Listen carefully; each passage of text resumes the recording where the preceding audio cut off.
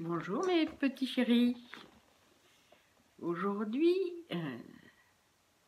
le titre de l'histoire, c'est « Sur un coup de tête ».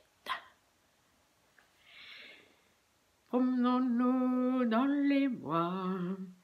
Ce matin, Higolin, le daim, est d'humeur joyeuse.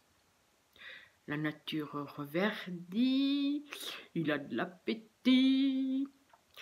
Il aperçoit des touffes de feuilles tendres et vertes. Il va se régaler. Mais au moment de les croquer, zut, il accroche les bois dans une branche basse, impossible de se dégager. Il appelle Robert, le cerf. « Robert, viens m'aider, je suis coincé. » Ah, c'est toujours pareil avec les daims. Leurs andouillés ne sont pas assez solides pour se débrouiller tout seuls. Et Robert, d'un coup de grand bois, dégage Hugolin illico. Mais maintenant, ce sont leurs deux paires de bois qui sont emmêlés. Pas moyen de se séparer. Qui va pouvoir nous libérer? Dans la forêt de Rambouillet, personne n'est capable de les aider. Aucun animal n'a de cornes pour les départager. On ne peut pas rester comme ça. Allons voir Anselme, propose Robert. Aussitôt dit, aussitôt fait. Ils partent en traîneau pour la Laponie et vont frapper chez Anselme, le renne. « Anselme, peux-tu nous démêler ?» Ah, c'est toujours comme ça avec les cerfs. Ils ont des bois magnifiques, mais ils ne savent pas les utiliser. Et Anselme lance un coup de crâne décidé, mais il ne réussit qu'à tout compliquer. Maintenant, ils sont trois et leurs bois forment un buisson plus serré que les ronces de mûrier. Rien à faire, les amis. Il faut aller voir Henri.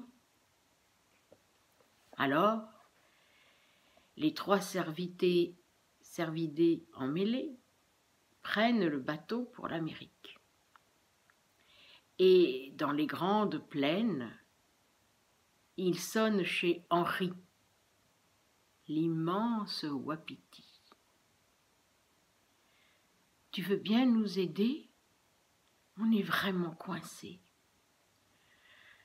Ah, on a besoin du plus grand des cerfs, celui dont les bois sont les plus fiers.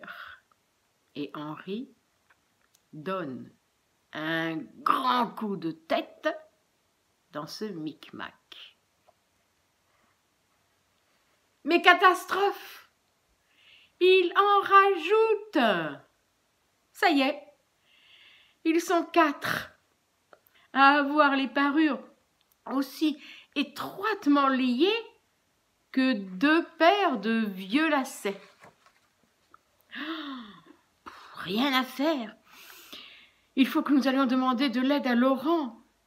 Tous partent d'un même pas pour le Grand Nord du Canada.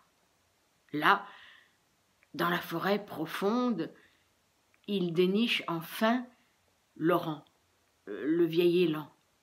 « Il faut que tu nous dégages. » Ah ah, on se moque de l'élan au bois palmé. Mais quand on a des ennuis, jusqu'au cou, on l'appelle à tous les coups. Et Laurent, d'un violent mouvement d'échine, lance ses bois, aussi larges que hauts. Bing! Mais il ne parvient bien entendu qu'à compliquer cette forêt touffue. Bon, là, on est 5 et coincés pour de bon. Il n'y a plus de solution. Si, dit Hugolin le daim, j'ai entendu parler au Japon d'un cerf encore plus petit que moi. Peut-être trouvera-t-il une idée. Tous prennent l'avion jusqu'à Hokkaido. Et là, ils trouvent Nicolas, le minuscule cerf Sika. Sauve-nous, s'il te plaît. Ah ah! D'ordinaire, vous vous moquez de moi. Mais là, pas le choix. Vous appelez le cerf Sika. Et comme sur l'île d'Hokkaido, on est champion de Mikado, au lieu de donner un coup de tête, Nicolas le Sika commence à tout démêler. Tourne-toi, Hugolin, tords-toi le cou. Laurent, Henri, vers la gauche. Au bout de 3 heures, les 5 cerfs, tout coincés, parviennent à se libérer. Et chacun, après avoir dit merci, rentre finalement chez lui. Moralité, on a besoin, parfois, d'un cerf plus petit que soi. Au revoir les amis.